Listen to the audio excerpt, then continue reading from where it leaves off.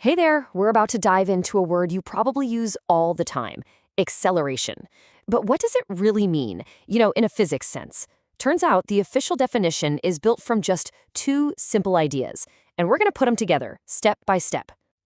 So, to really get to the bottom of acceleration, we have to start with a much, much bigger question. How do we even talk about change itself? I mean, it's happening everywhere, constantly. But what is it, really? All right, section one, a world in motion. Before we can even get to the science of acceleration, we got to be on the same page about what it means for anything to move in the first place. Okay, let's start with two really basic ideas. First, you have an object's state. Just think of it like a photograph, right? A single snapshot in time that shows where something is.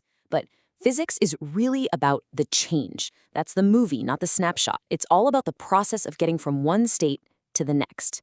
And acceleration, it lives right inside that process.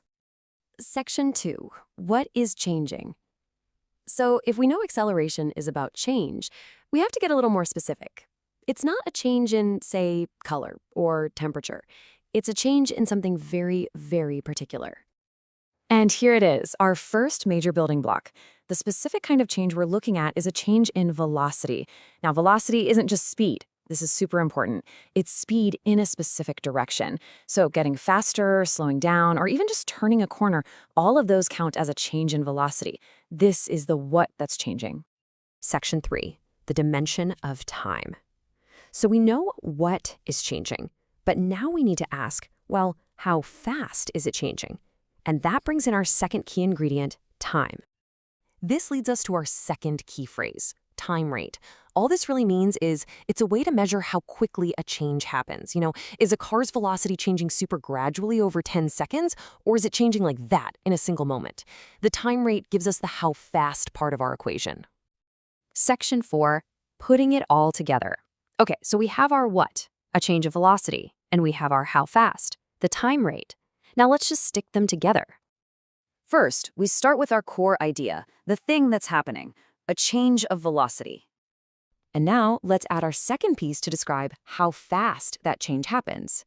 And that gives us this full phrase, time rate of change of velocity.